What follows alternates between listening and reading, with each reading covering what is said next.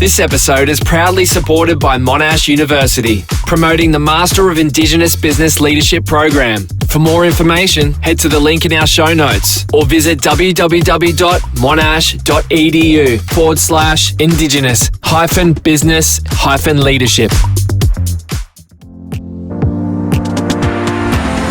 Welcome to the Black Magic Woman podcast with Mundanara Bales.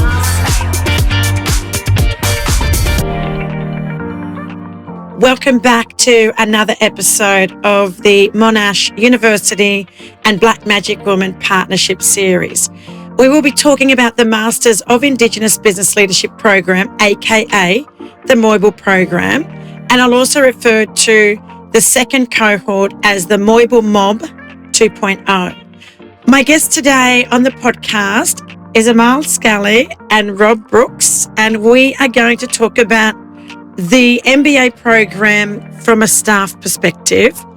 I was part of the first cohort and I had the pleasure of having Amale as my lecturer. So I'm now going to hand over to Amale to share with us. Well, first and foremost, Amale, as always, we get people to introduce themselves on the podcast. So tell us a little bit about yourself, so your name, your mob, and a little bit about where you grew up before we get into business. I've learned from the best, from you, Mundanara, that when starting a conversation, we should introduce ourselves using Aboriginal terms of reference. And it's not what we do, but who we are. And I really took that on board. So my name's Amale. I was born in Casablanca in Morocco, of Moroccan father and an Australian mother. I believe she was the first Australian woman, if not maybe one of the first, to marry a Moroccan. So I grew up in Casablanca up until the age of 19, mainly as a French speaker, but straddling three languages, French, English and Arabic. So very impressive. Very multicultural. Never knew quite what I was. Was I French? Was I Moroccan? Was I Australia? Felt very remote. Mm-hmm. So that was the first part of my book chapters. And you've got a beautiful daughter. Two daughters. Two daughters. I remembered from our presentation that we're going to talk about a little bit later on. Mm-hmm. So your two daughters, do they live here? They do. Okay. So I've got a 22-year-old and a 19-year-old. Both Monash students, by the way. Oh, I was going to say, are they Melburnians? They both born and bred in Naarm, so they feel Australian more than anything. Okay. My ex-husband was French, so they are half French. There is still that connection. Yeah. But they feel a lot more connection to this beautiful country of ours. And I love the fact that you're using the local language to describe the birthplace of your daughters. So Naarm is Melbourne, and we are here on the lands of the Wurundjeri peoples. And I'm going to hand over to you, Rob, to do your introduction. Can you tell and share with our listeners and viewers now on YouTube a little bit about yourself? So, where did you grow up and a little bit about yourself? So thanks, Mundanara. So I grew up in Melbourne. So my mother's family migrated post-World War II to Australia, and they ended up settling in Balaclava, which is where all my grandmother and her brothers and sisters lived. Some of my mum's cousins still live in Balaclava. So I grew up in the Balaclava, St Kilda, Elwood area. And my father's family came to South Australia in the 18th century. So they had a much longer time in Australia. Not long by other terms, but long by more recent terms. Yeah. And so I grew up in Melbourne, or Naarm, as Amale said earlier. So I grew up here. I've lived in Melbourne all my life, and mainly in the southeastern suburbs, but progressively got further and further away from the city. Lovely. In terms of the program that we're going to talk about today, the Masters of Business in Indigenous Business Leadership is a 2-time award-winning program. So big congratulations to all of the crew at Monash for all of your hard work. How did you become part of the program? So thanks, Mandana. So I part of my teaching role at Monash is in the MBA program. I've taught in the MBA program for probably the best part of a decade, and we were very proud of the MBA program and how we'd put it together as being multidisciplinary in nature and being problem solving and being project based.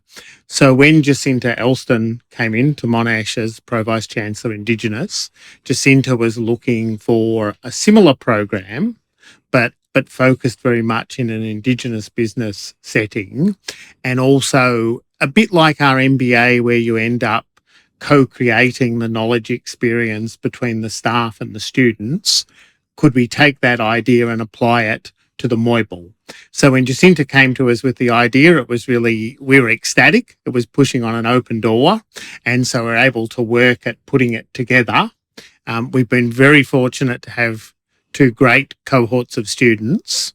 And we initially came to a view with the staff who would teach in it, all of whom you've met, that we would open it up to anyone in the business school who wanted to be involved in the teaching.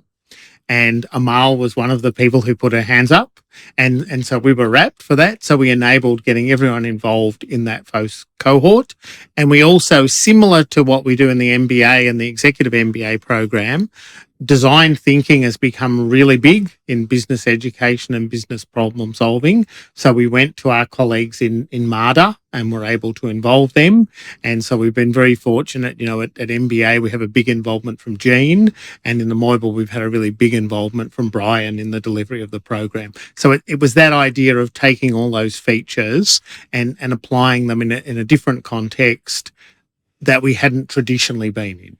And I can talk from experience that the teacher and student and the cultural exchange for me was one of the biggest things that I took away, other than the course, the content, all of the, you know, the stuff, the theory to take back into the business, because I run my own business, to put that into practice, especially with growing my business, has been so valuable. But the relationships and the cross-cultural exchange of knowledge, I remember sitting in a class and you know, this is a little bit sad. So I'm going to just let people know that what I'm about to mention may be triggering, especially for First Nations peoples. One of the slides came up and it was of these little Aboriginal girls. And we were talking about stolen wages and the history. I didn't think I was going to learn about that, or we were going to touch on that in this master's program. So the slide came up and it said, you know, Cootamundra Girls Home 1950 or something. And my mother and her mother and her mother and 5 generations on my mother's side were stolen children.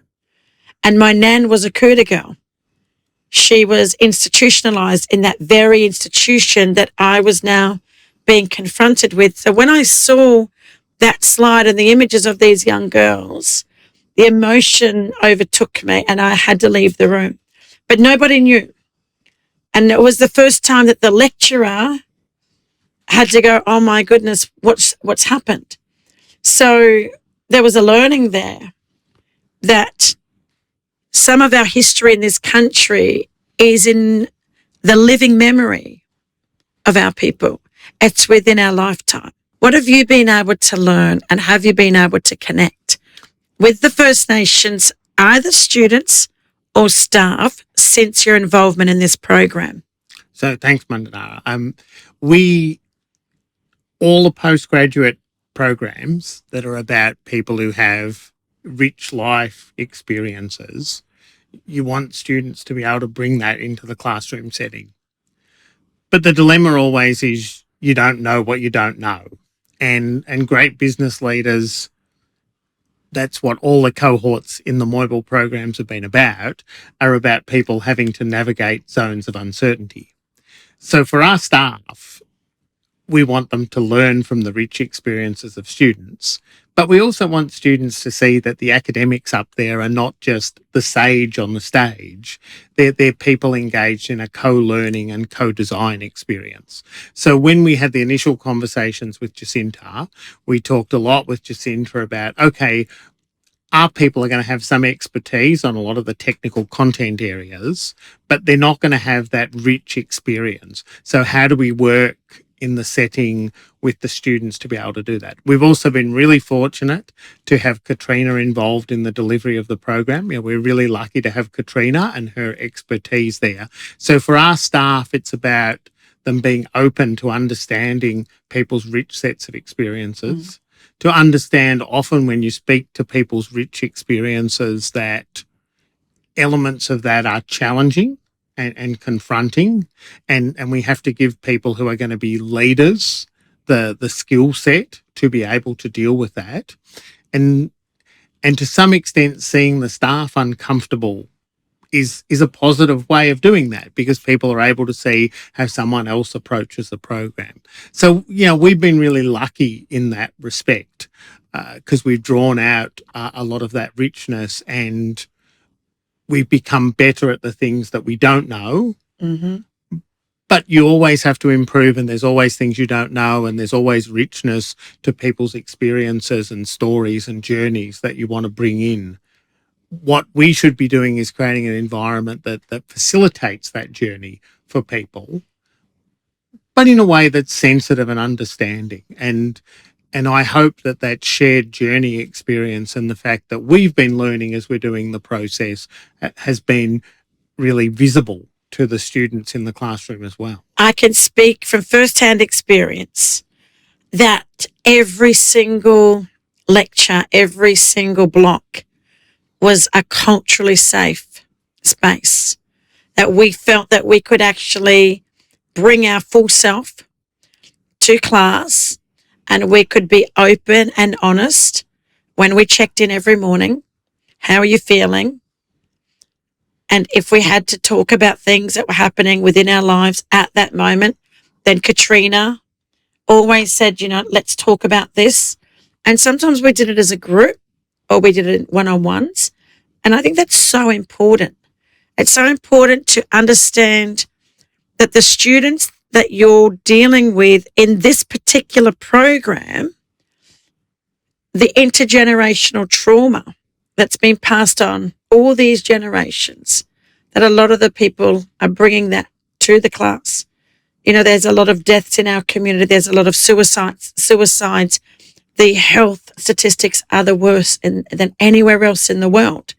So we're bringing all this with us. We're holding down jobs. We're raising kids, and we're trying to do an MBA.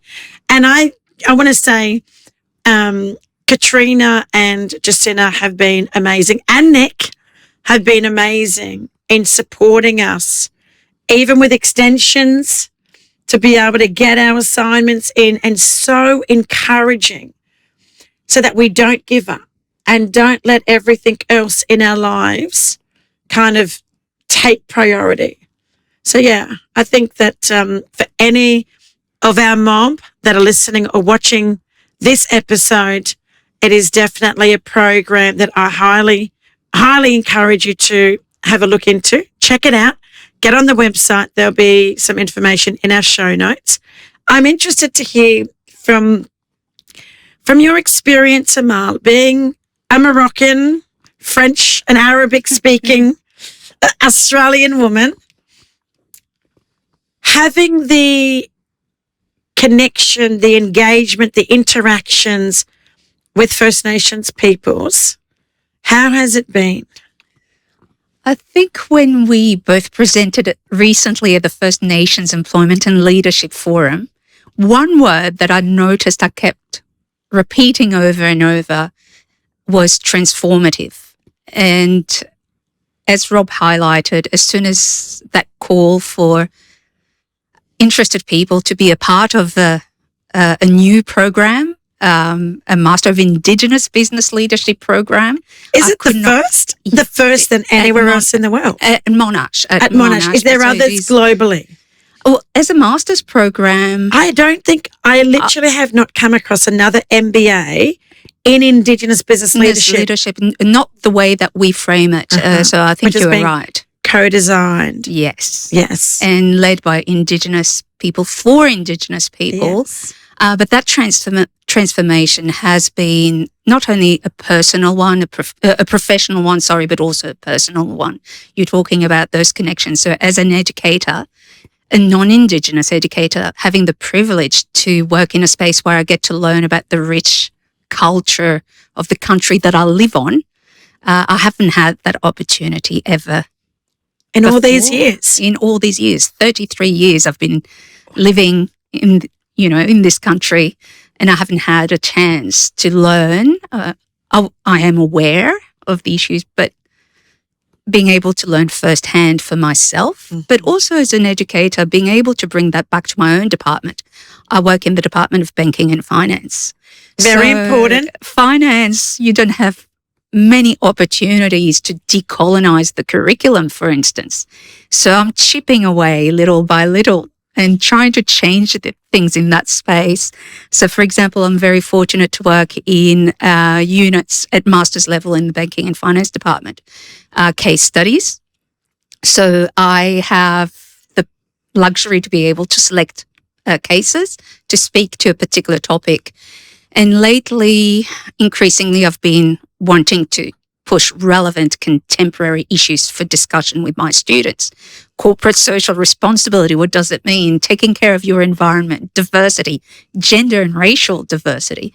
So being able to bring an Indigenous case, it was a finance Canadian Indigenous case, which we then took on for our Moibel Mob 2.0 cohort this year, has just opened new opportunities in the sense that students who are in finance may never encounter any discussions about Indigenous issues throughout their 3-year course, or if they take on postgrad studies over 5 or 6 years course.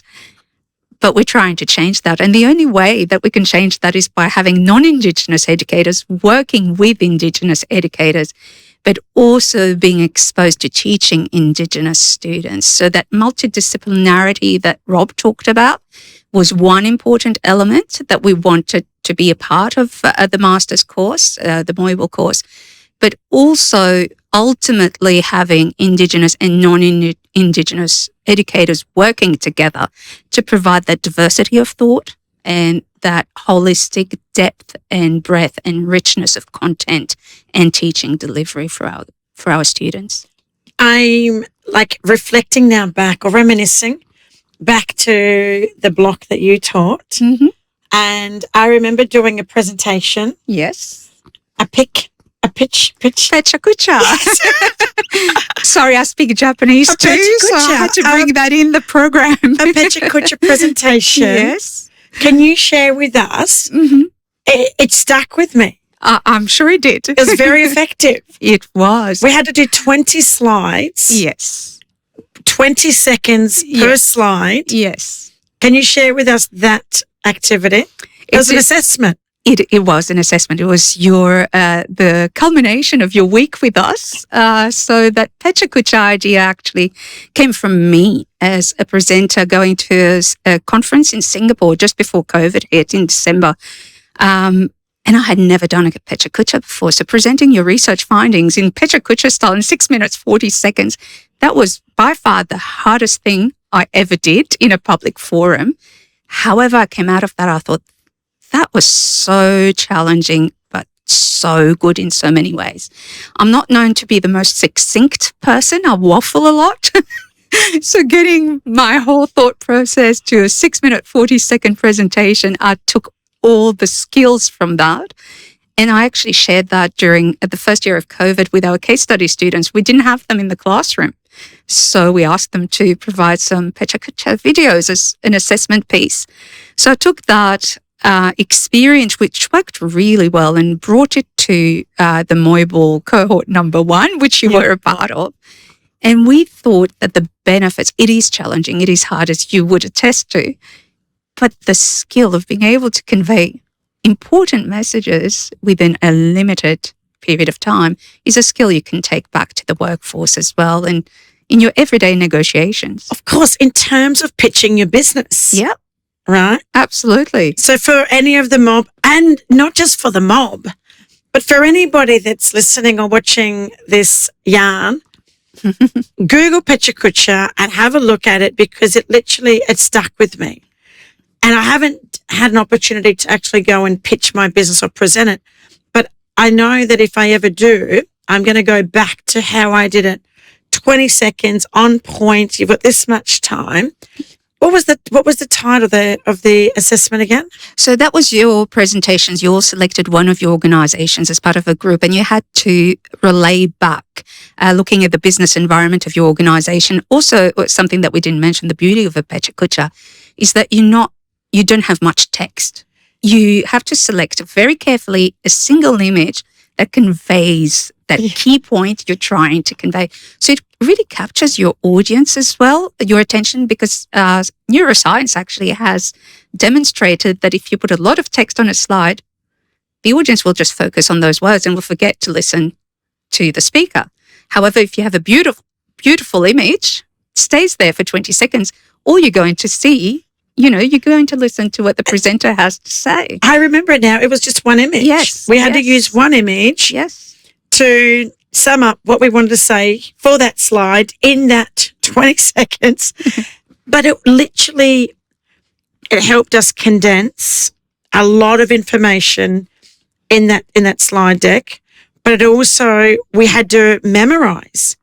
So we were rehearsing, and we worked as a team, which was really good. I love the fact that a lot of our assessments were group-based. Yes. And about 80% of our assessments we done during the block. Yes. So 6 days away, mm-hmm. you do the, say, 8:30 a.m. to like 4:30 p.m. You'd have a break for an hour or two, and then you'd go straight back into your groups. Yes. And you would work sometimes up until 10 p.m. So you're doing this, it was full on. It's an intensive. You don't finish at 5 and then go and just hang out and socialise with the rest of the mob, which we would love to do. But it was we made every minute of the time that we were there. We had to make sure that we used every single minute. And also we had the lecturers, we had them after hours. Yes. So for all of the assessments that we were working towards to get to day 6, we had all the support. So then we didn't have to go home, back to our full-time jobs, back to our families, and then go, oh my goodness, I've now got these assignments due. That was very clever. Thank you. And it was the only way that I was able to complete 6 out of 8. There's eight subjects. Yes. I've completed 6. I'm going to RPO one of them, project management. Uh-huh. And I'm working on my research one. So I've deferred my graduation with a few others until the next graduation, because there's things in my business at the moment that needed my priority. I had to get my priorities straight, and it was the hardest decision I ever had to make. I had to be real and be honest with myself and say, you know what, it's not the end of the world. As much as I wanted to be on that stage with the Moible Mob 1.0, I'm now going to hopefully do the study tour. So all the mob went to Canada. Mm-hmm. I know, Canada for a study tour. And I stayed here because my 5 kids, and I just couldn't leave my kids for 10 whole days. Yeah. But just the exposure that our mob have in this program, some have never left the country. I just can't wait to experience that with the next. So the Moible Mob 2.0, I know my big sister, cousin, auntie, Rochelle Pitt, also Rochelle Watson, a big shout out to you, is part of Moible 2.0 because she saw my involvement. And she literally rang me and said, can you tell me about the program? Do you think I'll be able to do it? She's a registered nurse. Yes, she is. And now she wants to do an MBA, which I'm really, really pleased that some of my own family members are now part of 2.0. Ellie Blacklock, had dinner with her the other night in Sydney, and she texted me in Melbourne and went, oh my God, I'm here. This is so amazing. I just, for our mob to actually see that an MBA is possible. Because my dad said to me that university wasn't for us. One generation later, we've got, my kids now seeing their mum go to university. What would you say has been one of your biggest highlights? I would go back to those connections we formed. So when you're talking about that clever design of working in groups, it allowed us and the staff staying after hours to make sure that you were all working on task. But we did form relationships in the process. So for me, the highlight is forming those relationships, getting to learn about the culture of the country I live in. I think it's critically important. That I do, but also raise awareness for others to do the same. It's a privilege. There's a long and rich history. There are many wrongs that need to be redressed, and these are the platforms, if they are embraced properly, that allow us to be able to learn and grow personally and professionally. It's also a very important contribution towards redressing and closing some of the gaps.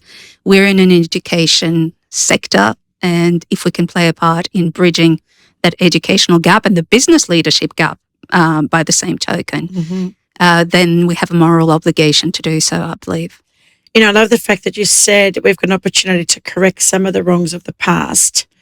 Rob, I don't know if you're aware of this, but there was a story that was put out there by a media, institution celebrating this groundbreaking program. And I shared it on LinkedIn.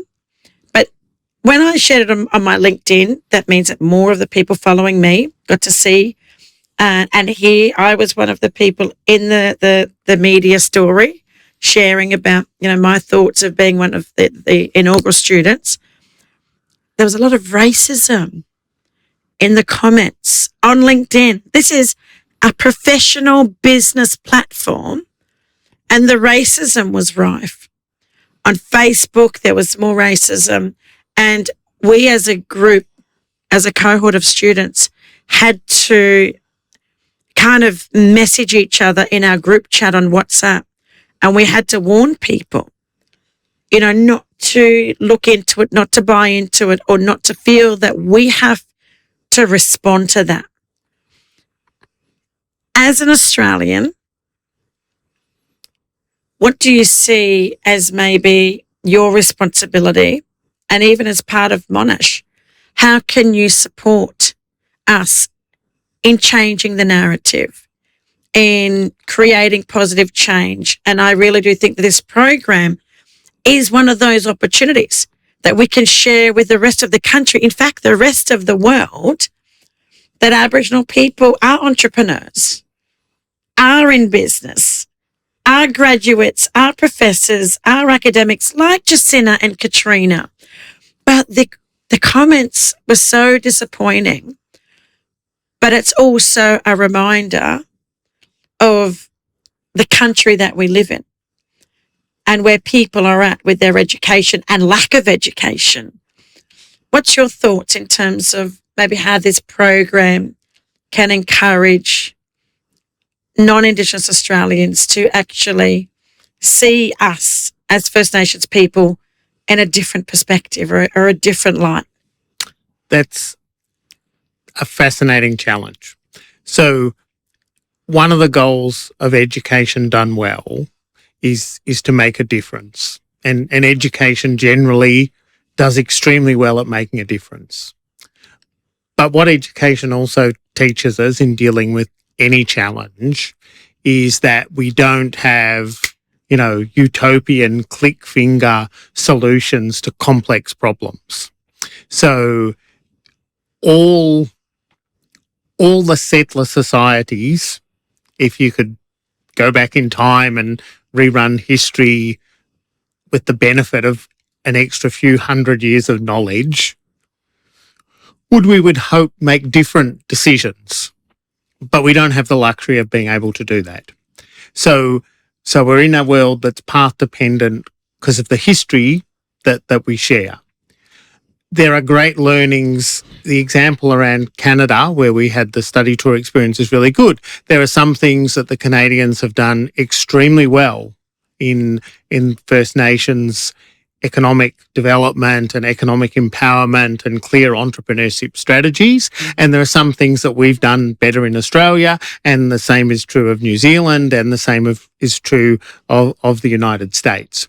What we want to get out of any program is getting a bigger understanding of the issues, but to try and get to solutions that are actually meaningful, but to recognise that issues that come from long-term arrangements are not fixed by click finger solutions. They're complex and they're challenging, and working through them is going to be confronting. And the more we can give people a broader picture on that is all the better. What we would hope to achieve out of this program, at a local level, we're getting a lot of great learnings from a co-design experience that's really rich, but it's really rich for all of us that are having that experience day to day. We've got to think about what the broader lessons and understandings from that are, and how we do things better.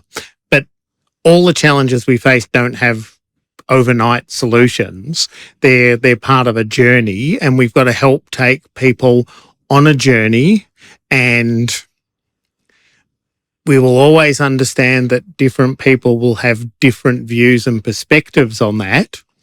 Hopefully they would express those views in a professional and respectful manner, and we would teach people how to have a really positive and constructive discussion and debate about that. But social media is a very interesting place for what people say, and it is colourful at times, and at times people are perhaps not thinking about the people who are reading what they write. So just because issues are challenging, however, doesn't mean that we shouldn't be confronting them and moving forward with them. We should always be trying to move forward and do that. And so being part of working with cohorts of students that actually provides us as having a role as facilitating and showcasing a lot of really great stuff, hopefully giving people better skills at doing their next pitch because they've had this Pecha Kucha and this whole series of other rich experiences, is actually coming up with that whole set of opportunities for people. But it is that broad international learnings. And the reality is, Australia, New Zealand, Canada and the US all ended up making different choices as a result of their history and how things were done at the time. But all those countries and societies and First Nations groups across that, there's lots of learnings and shared experience out of that. We just have to be open to having that dialogue and working through it. And the fact that some people might be confronted by what we want to showcase is not a reason not to showcase it.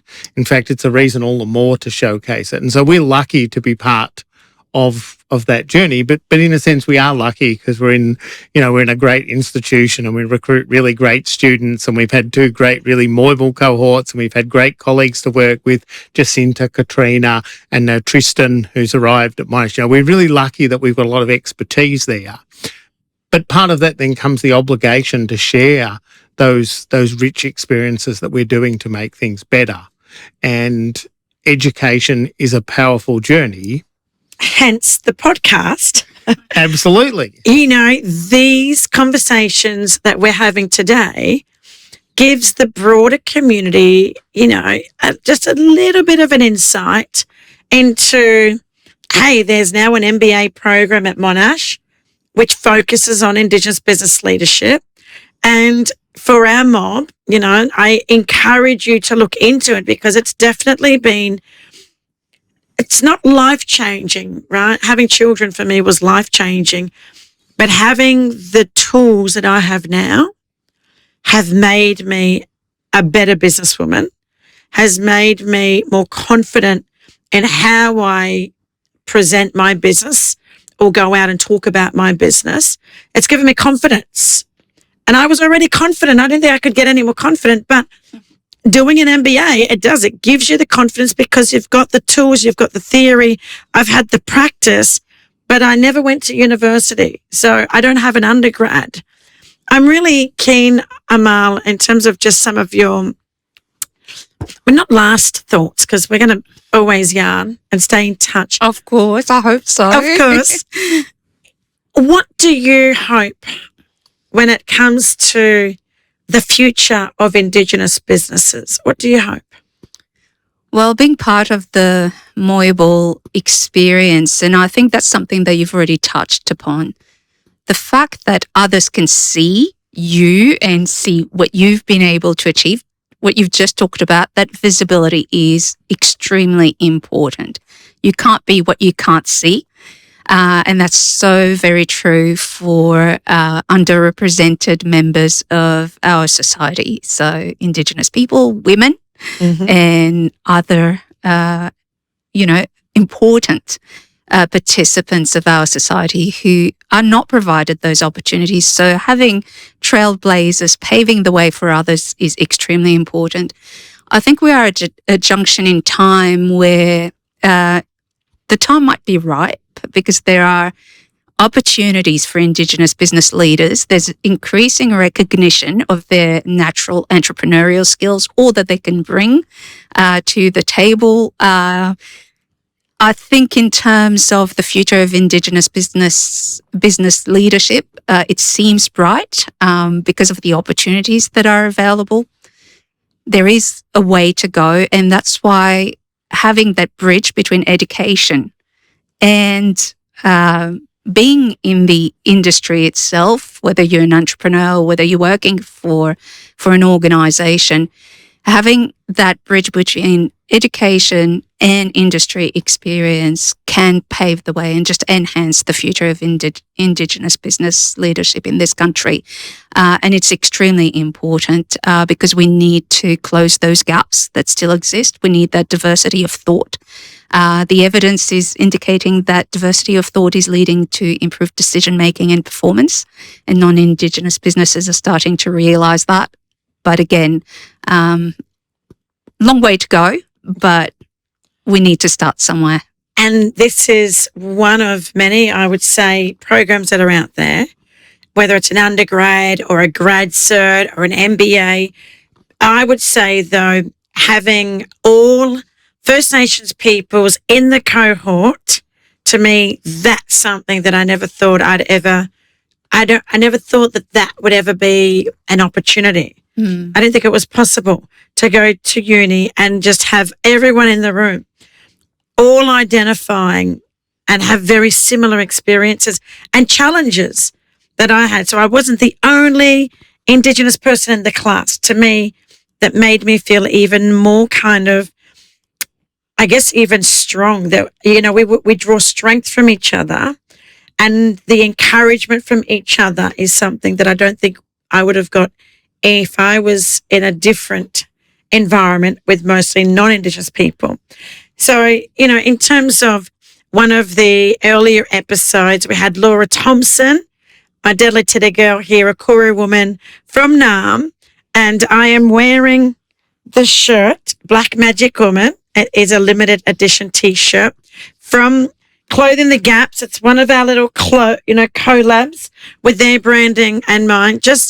I guess I wanted to kind of get the podcast out to more of our mob. Like, a lot of people that I talk to have never heard of Black Magic Woman. I know that it's been on Virgin, so you can listen as part of the in-flight entertainment. But how do we get more corporate Australia? How do we get more non-Indigenous people to hear these amazing stories of amazing peoples, and also hear this podcast and our partnership from Black Magic Woman with Monash? If there are opportunities with your First Nation staff, if you can really back them in their career growth, maybe you might sponsor them in doing the Masters of Business in Indigenous Business Leadership. So look, I'm going to wrap up now and just say it's been so good to catch up with you again. And thank you for coming on. Always a pleasure, Mandanara. And I can't wait to hear about the Moyable Mob 2.0. I was looking at the opening, the welcoming ceremony, And I know Indy Clark, you were there, and I saw some of the photos. And I was like, I wish I was there, because we've become a family. And even with the staff, the lecturers, it doesn't matter that we only met once or twice, but I can't wait to come back and connect with you all again. So thank you for coming on. And Robert, it was lovely to meet you and hear a little bit about your background as well. And I'm looking forward to catching up next time I'm back here in Naarm. So on that note, I hope you've enjoyed this episode. Bye for now. This episode is proudly supported by Monash University, promoting the Master of Indigenous Business Leadership program. For more information, head to the link in our show notes or visit www.monash.edu/indigenous-business-leadership. Don't forget to follow Black Magic Woman podcast on all social media platforms. To keep up to date with the latest episodes and news, head to blackmagicwoman.com.au. You can rate and review the podcast on iTunes, and please feel free to share the podcast with your family and friends.